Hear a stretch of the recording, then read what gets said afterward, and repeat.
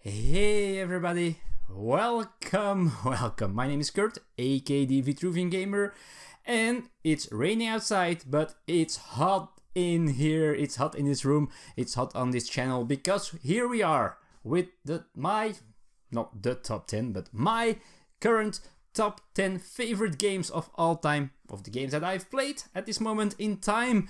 You've been so patient already, 9 episodes long. You were able, if you wanted, to see my 90 other games in the top 100, but today we are doing the top 10, the top 5, the top 3, the numero uno will be shown soon. So, if you joined the contest, great, you can see later how well you did in this episode. If you didn't, I'm sorry, but as soon as this episode airs, of course, it is too late to enter the contest because you will know the answers, of course. So, without further ado, one ado first to do. For the contest, I'm probably going to do a live stream. I have to figure out everything to set up again. It has been a while. Probably do it pretty soon, where we can discuss about the top 100, do some Q&A if you feel like it, and of course draw a winner of the €75 gift certificate for the Portal Games webshop. So thank you again, Portal Games, for giving me that opportunity to be able to give away that nice prize. Alright, now there are no more ados, let's go to the number 10, which is a new game to the list. Awesome. So, but again, remember, it has been 2 years since I made my last list, so there are a lot of new games, but this is a new one. At the moment that I researched this, a couple of weeks ago already now, this game was number 245 on Board Game Geek, which is pretty highly rated. And I'm really loving this game. It is one of my most played games of the last 2 years. I've got all the expansions so far because I wanted to have them, because this is a great game. And that's Flambouche. Now, Flambouche is a game where each player plays a team of cyclists, a team of 2 cyclists, a sprinter and a rouleur, as they call it. And well, you're trying to finish first with one of your 2 riders, right? And the way you do it is actually so simple. You have a deck of cards with numbers on it, and each time you're going to draw, I think, 4, and you're going to choose one to play. You put it face down, you put the other 3 on the bottom of your deck, and then in order of the track, in track order, so if the leader goes first, and then every other rider will go, you flip your card and you see how many moves he make. After that has been done, every group, and you start at the back, that has only one space between them and the previous group or previous rider. They go to slipstream and they move closer. Then that group is checked to see if that group has another group with only exactly one space in between them. So you have this cool slipstreaming thing. So you're trying to play the lowest possible cards sometimes and try to well, have the benefit of the slipstream. If your ruler or your sprinter is at the beginning of a group, at the end of all movement, then they are pulling everybody with him. They have no support, they are in the wind, they have no slipstream. They will get a fatigue card, which is it's a card that only moves you 2. So the more you drive ahead, well, the more fatigued you will get, and the more chance of going slower in later turns, the bigger the chance will be. This is awesome. There are people on Board Game Geek that have made the Tour de France of last year, for example, with every stage simulated with the tiles you have. I love this game. It plays up to 6, I believe, if you have the expansion. I haven't played with the weather expansion yet. Should do that pretty soon, I hope. Oh, this is an awesome game. I am not the biggest fan of cycling, although I'm Belgian and it's a big sport here in Belgium. But I know a little bit about it, and even though it is a very simple game, it simulates a cycle race so good in a very cool way. That's Flambouche, my number 10. Alright, number 9 is an oldie. It was one of my first games, I think. I didn't think it was, and I'm still doubting. I'm not sure anymore if it was my first or my second cooperative game that I had. Either this one or Pandemic. I'm not sure anymore, but I believe I had this one first. And because the team is, in my opinion, awesome, and that's probably the biggest reason that I love this game. Last year it was number 14, so even it is one of my oldest games, well, in my collection at least, it still managed to get 5 places higher than it was. It is number 267 on Board Game Geek, and I'm talking about Flashpoint Fire Rescue, a game where you are firemen trying to put out the fire in a house, or if you get expansions in an apartment, or on a ship, or in a garage. Oh, you have so many expansions already. Each player takes on a role of a certain fireman with their special abilities. Maybe you have a fire truck outside that can, of course, extinguish more fire if you're a little bit lucky. And in the meantime, the goal of the game is trying to get the victims out of the house before either too many victims die in the fire or before the house collapses, because because of explosions, walls can start to crumble, and if you have these black cubes which represent that, if you used all black cubes, the house collapses and everybody dies and it's game over. This game is a awesome gateway game. Great team, very immersive. Maybe the artwork and stuff isn't the best in the world, I have to admit that, and the gameplay is a little bit luck based as well, because after each player's turn you're going to roll to see how the fire will spread. Sometimes it's a little bit more easy than the other time, also depending on how hard you play, because you have different difficulties that you can choose to play it in, with hazardous materials and all those things. But this game burst or with team and excitement. I love this game, and this had to be in my top 10 this time because it is so good in my personal honest opinion.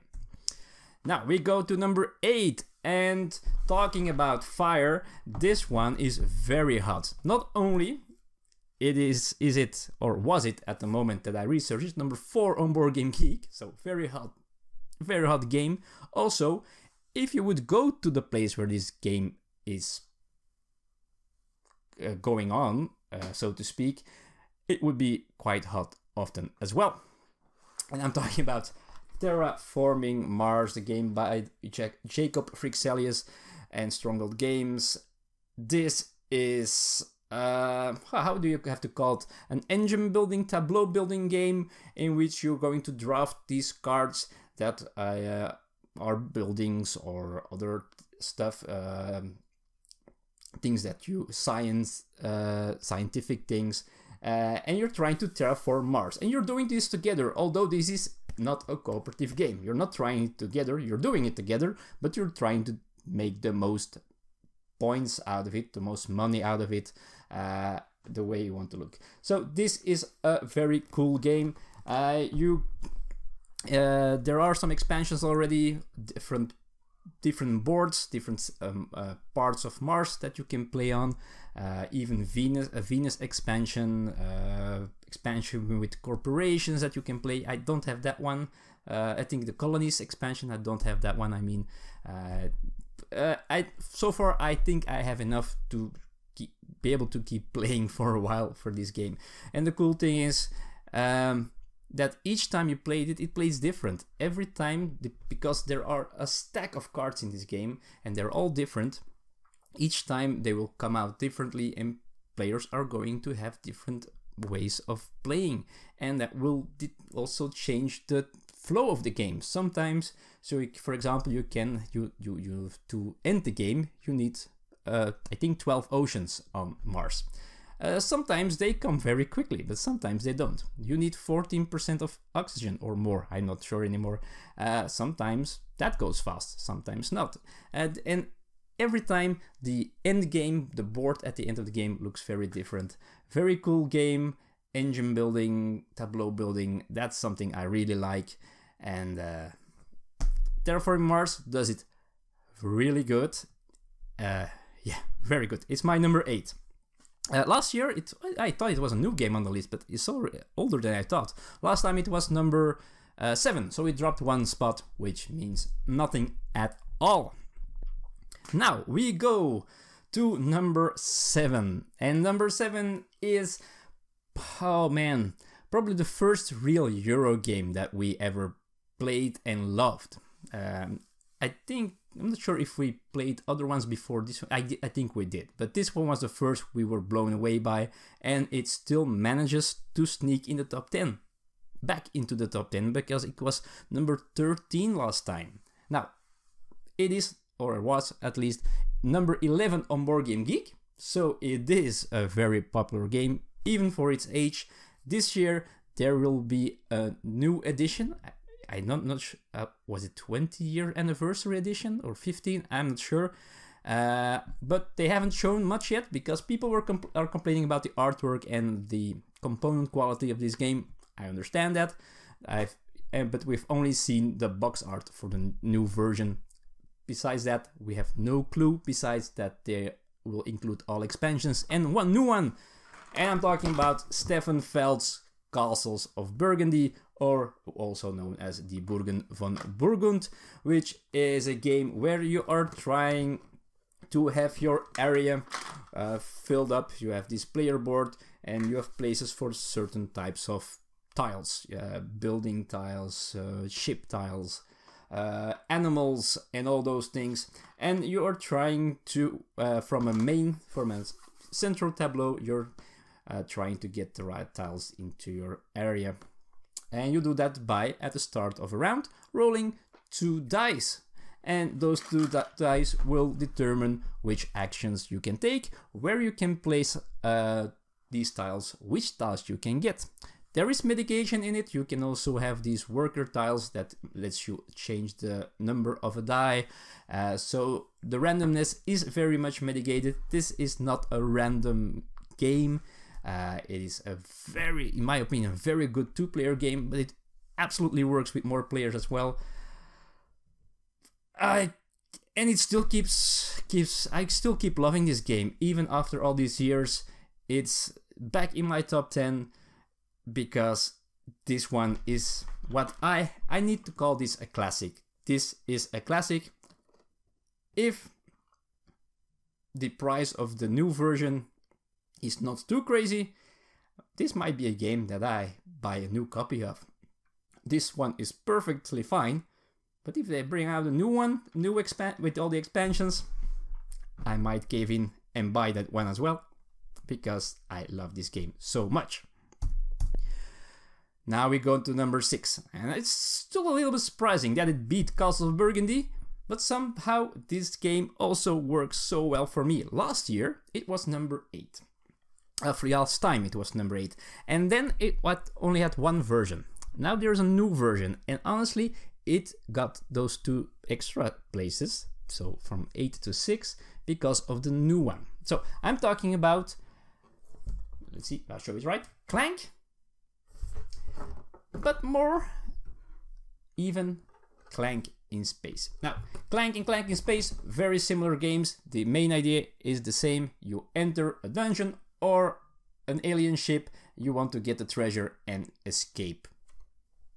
That's it. While a big bad dragon or a big bad alien is trying to kill you. That's it. And you do this with deck building.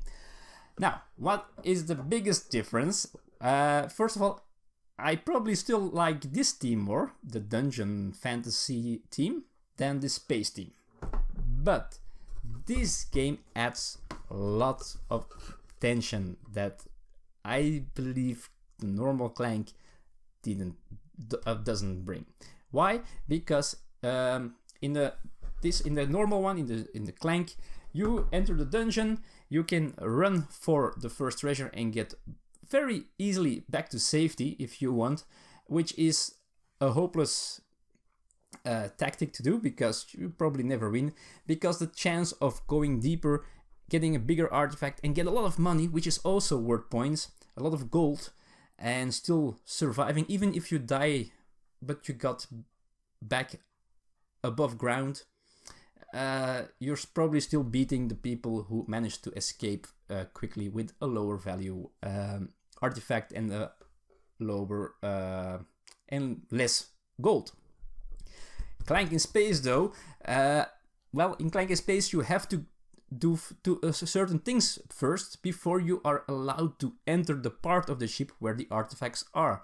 And as soon as you get the artifact, it gets harder to go back. There are 4 escape or 6 escape pods, 4 or 6, I'm not sure, I think 4. So you have to get out to an escape pod, but it's a small area where you're safe from really dying. And that's what adds the tension. If you're trying both to escape and you're going for the same escape pod, oh man, you are really hoping that you're there first, or you have to take a detour for another escape pod, and meanwhile the alien is attacking like crazy. Awesome game, awesome team, awesome mechanics, very fun as well. The both games have references to popular media, popular movies and all those things, so very cool game. My number 6, Clank in Space, which is number 135 on Board Game Geek, and Clank, which is number 62. Alright, now we enter the top 5. So these are the games that, if you guess this for the contest, will score you entries. And the first one, I think a lot of people guessed, not everyone, but because it was on my top 5 last time. But then it was my number 2. So it dropped 3 spots, but that means I still love it very much.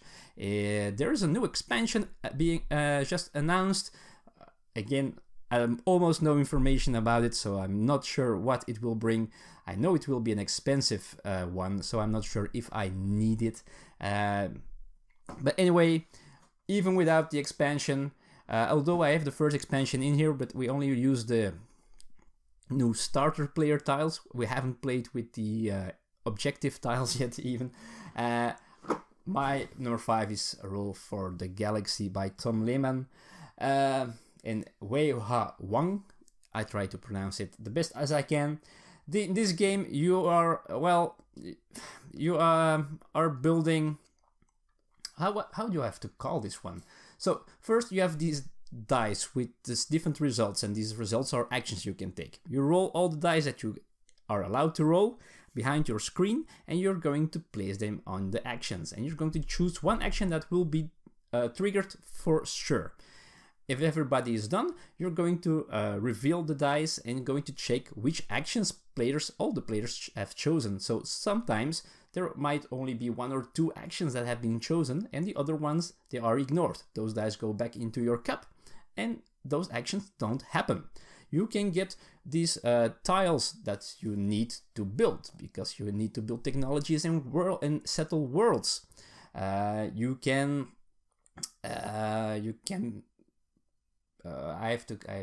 thinking about the word. I forgot the word, but you can put resources on these planets and you can ship them from the planets. Those are all different actions, and that way you're trying to build this engine, you're trying to find combinations that make you earn the most victory points at the end of the game, give you the dice you want, give you a lot of credits that you need to get your used dice back into your cup to roll them. Very awesome, cool game. And honestly, if you play this with 2 players or with 5 players, the game goes so quickly. It almost doesn't make the game any longer, because most of the things you're doing simultaneously. This is one we play often, and I'm still loving this one. Roll for the Galaxy. My number 5. Alright, number 4. Just missing the top 3. Is probably, most likely, definitely, my heaviest game. And not in the gameplay manner, but in how much it actually weighs physically. This was this the most popular Kickstarter ever? Or was, no, I think that was Kingdom Dead Monster. But this is one of the most successful Kickstarters ever. Oh, I forgot one thing. I'm sorry, I was looking at this one. A game dropped off my top 5 and it dropped out of the top 100. I know. So, the number 5 last year isn't in the top 100 anymore. Why? I don't know. I think it is a Portal Games game, which means a lot because I'm a Portal Games fan and I do demos for them. And that might have burned me out a little bit of this game. I'm not sure. I don't get to play it in my private environment with my friends and colleagues, not colleagues, my friends and family, because it's a little bit too convoluted for them, for the people I tend to play games with. I really like the game, but I think its best features are also its biggest problems. And I'm talking about Cry Havoc. And why is it? So this is an asymmetrical game and it's awesome and it's very cool. You have 4 completely different factions with their own deck of cards, with their own way of playing, with their own buildings that they can build. And that's where my problem is for me. It's the explaining of these all things. And before it feels balanced, you need players that have played this game several times and know the strengths and weaknesses of each faction, so they know the dangers. If a certain faction is going a certain route, you have to know when you have to stop them, and that's a problem. I don't like the game less, but it's just so hard to get on the table for me. That's why it dropped so many spaces with a bleeding heart. So my number 4. Without the introduction again and without interrupting again, and I'm only going to take the lid off because otherwise I would be having to do some weightlifting. It's Gloomhaven, folks. It's Gloomhaven. Number 4 is this, well, how do you have to call this? It's a dungeon crawler. So in this game you are playing a group of adventurers that is going through this storyline, going to all these locations. There's a map with the world that you have these missions that you can go on. You build up the dungeon or the setting, and you have the storyline, and you do what the game wants you to do. You try to complete the mission while probably fighting a very big group of enemies in all different types, sizes and shapes. Now, but the cool thing is, this one, first of all, doesn't use dice. I like dice, I don't mind dice, but this has a cool system where you have these cards that, when you attack, will modify your attack. Good or bad. There are good cards in there, bad cards in there. You can change the deck when you level up. You can remove cards if you get enough perks, I think it's called. Then you are allowed to improve your character, and that sometimes is removing bad cards or maybe adding good cards into your deck that gives you these modifiers. Very cool system. But the main cool thing about this is more like a puzzle. Each character has a certain amount of cards, a deck with cards, and it's not a deck really, it's a hand of cards. And each turn you're going to choose 2 of these cards to play. So you have those cards in front of you, you're going to choose them, and each card has 2 actions, a top and a bottom action. And that round you choose 2 cards, you play them face down. They also each have an initiative number. The card you play on top is the one you choose for your initiative. So the lower the number, the faster you will go. If everybody has chosen, you flip the cards. You're also going to flip a card for every enemy group that's in there, and so the lowest initiative number will act first. with all the enemies having an artificial intelligence, with the cards saying what they will do. So you're doing everything, and when it's your turn to act, you choose one card to do the top action of, and another card, the other one, to do the bottom action. And you have so many different things that you can do, because you have a bunch of different characters in this game that have their own specialties, their own way of playing. I'm playing a Mind Thief, I think.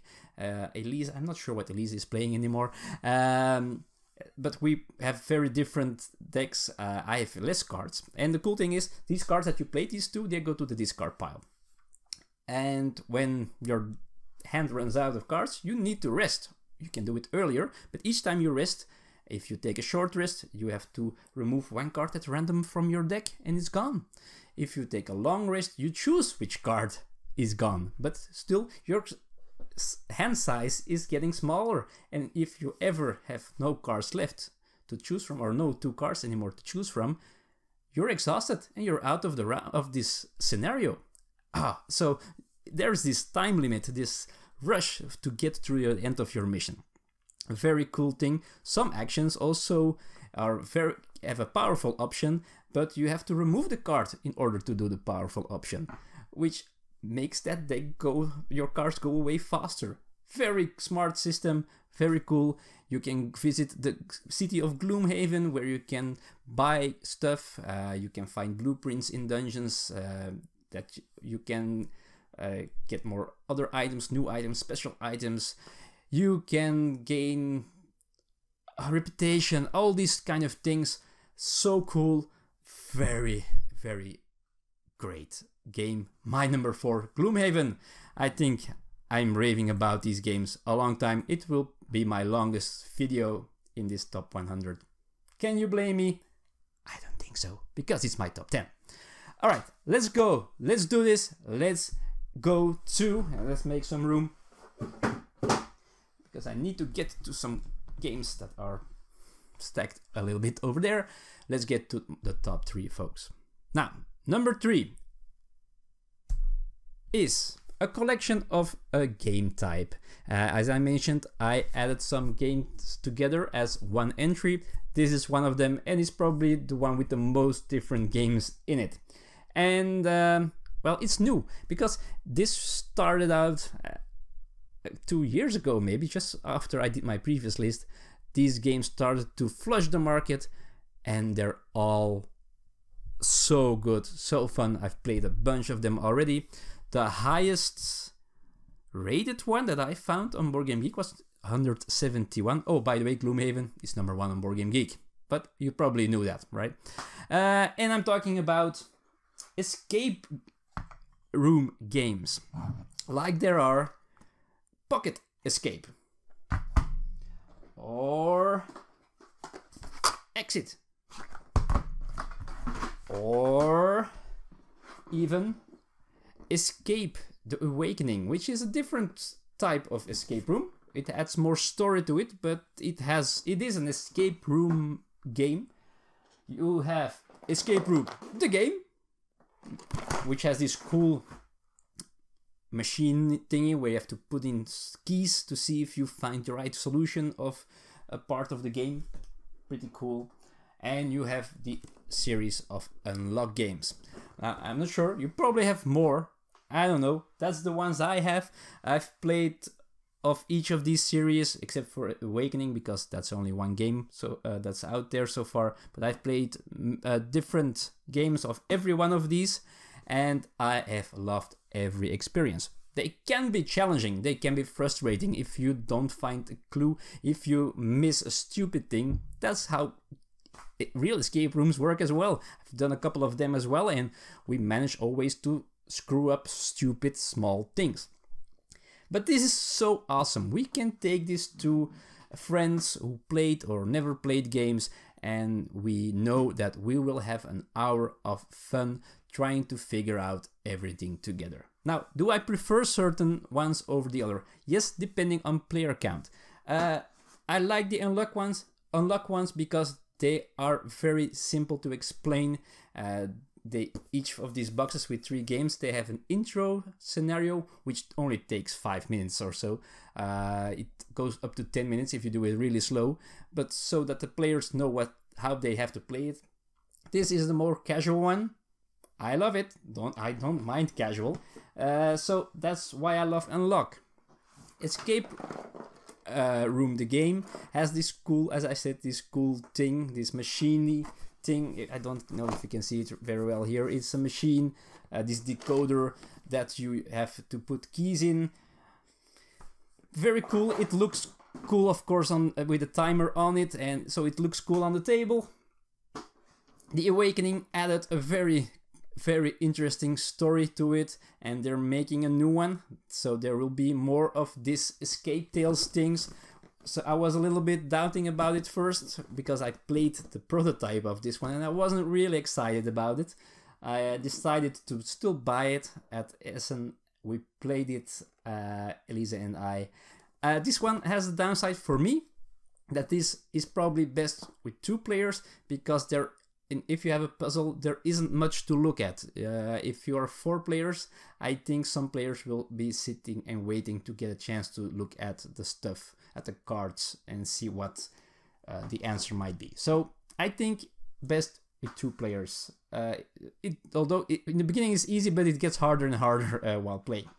The Pocket Escape. We're really liking this. Elisa really likes this one.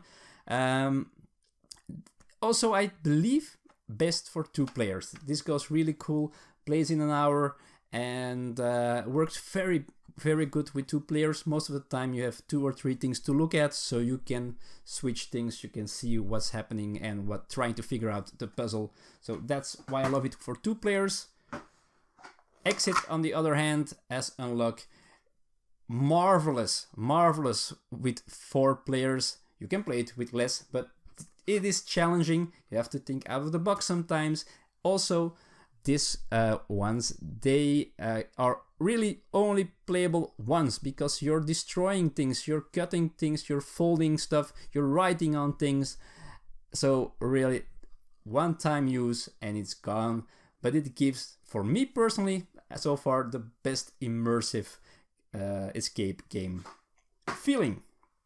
Escape room game feeling. That's my number 3, folks. A lot of you were figured that out in the contest as well. And now we go to number 2. Number 2 is also a collection of games, which I mentioned that I was going to add together. Last time there was only one of them in my collection, I think, and it was number 6 on my list, so it went up for 4 spots, and the highest rated one at Board Game Geek is 87. Now, the newest one I did a playthrough of is Legendary Encounters, the X-Files. The other one, sad enough with bad artwork, is Legendary Encounters Firefly. And probably my least favorite team of these 3 that I'm showing, but probably I think the best of the series, I think, although the X-Files one is very good as well, so I'm doubting to which one called best, but this Legendary Encounters Aliens. These are deck building games using the Legendary Encounters mechanic, which means you have this area where enemies will come or other things, but they first arrive face down. You have to spend attack power to flip them over to see what's happening. Some have things that activate when they are revealed, some are enemies, some not, some are events, and each of them plays a little bit different depending on their team. So Legendary Encounters, you can get a facehugger in your deck. If you ever draw the facehugger, you will get a chest burster and you might turn into an alien, because it's alien. Firefly, you have the Serenity that you have to maintain. Some enemies attack you, but some enemies attack your ship, and you can repair the ship, you can upgrade your ship, giving you extra powers.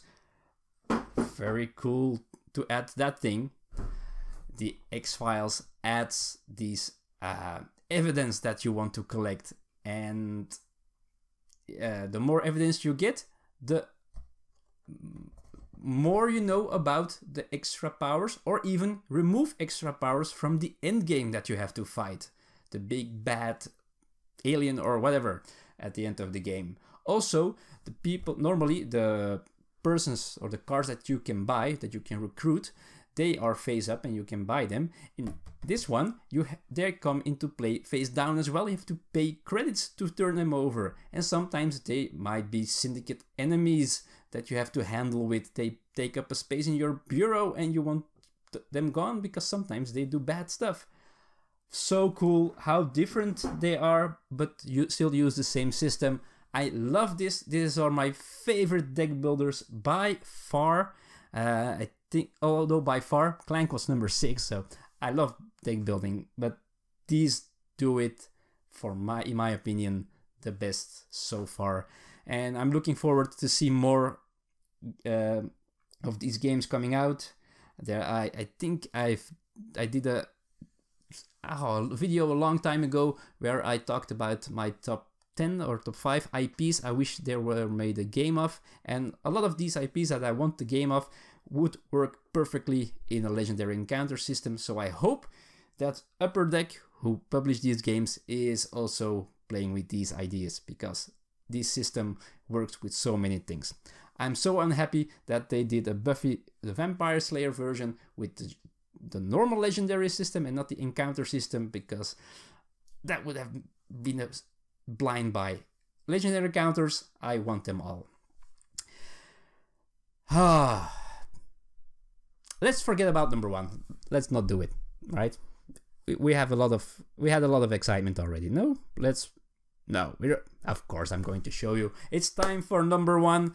It's time for the number 41 game on Board Game Geek, but it is my number 1. It's one of the, for me, the best, but for many people also one of the best cooperative games, one of the most games that drips with team, with tension, with beating the odds, because this game is so hard to win.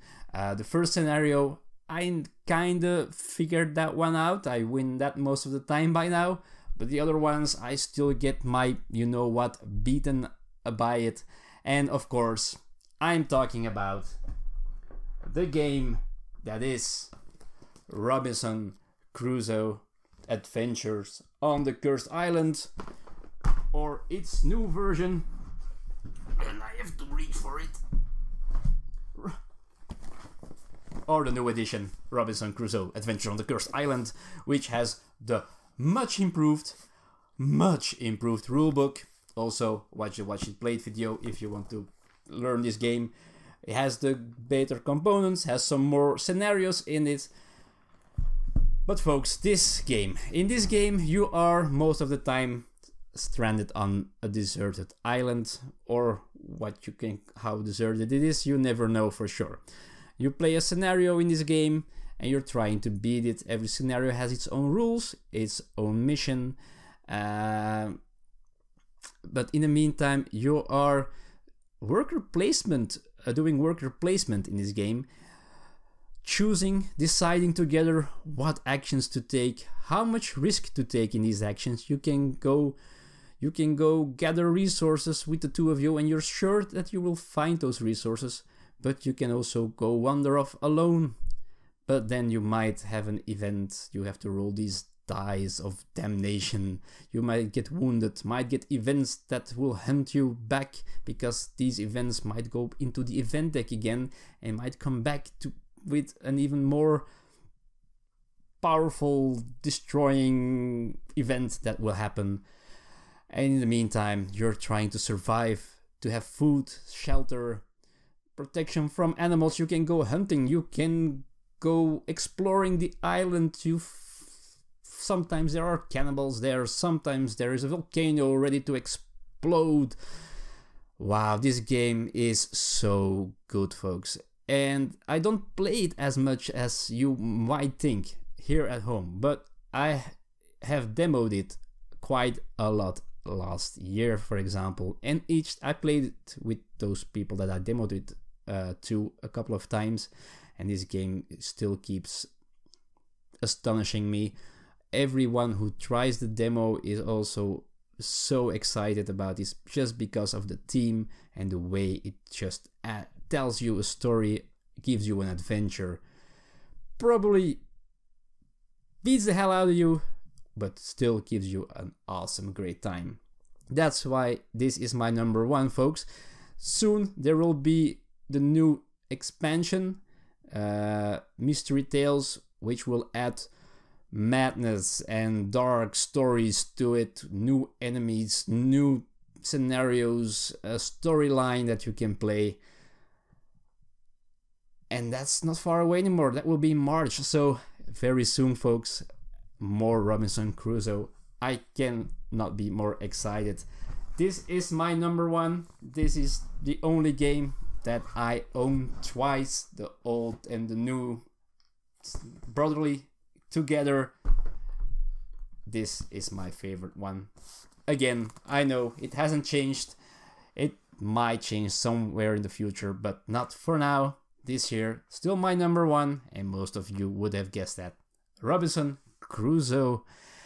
Now, I didn't put this on number one because Portal Games supported me. I made my list first, then I asked Portal Games if they... Then I told Portal Games that it would be my number one again, and if they wanted to sponsor this top 100 to make a contest. That's why this is completely neutral how I'm doing this. Shows Cry Havoc, for example, that dropped out of the top 100 from number 5.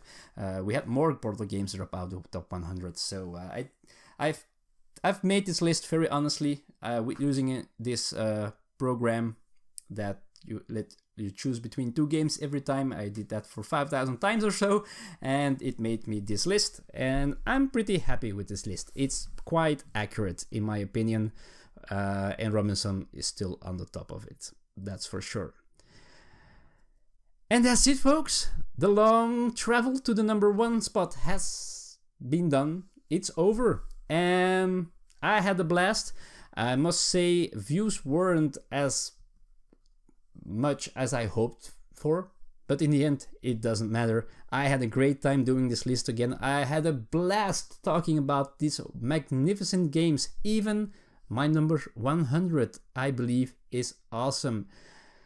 Board games are awesome, folks. Never forget that. It brings people together. It brings joy, fun, and stories, anecdotes to people. It's a cardboard miracle, right? Board games.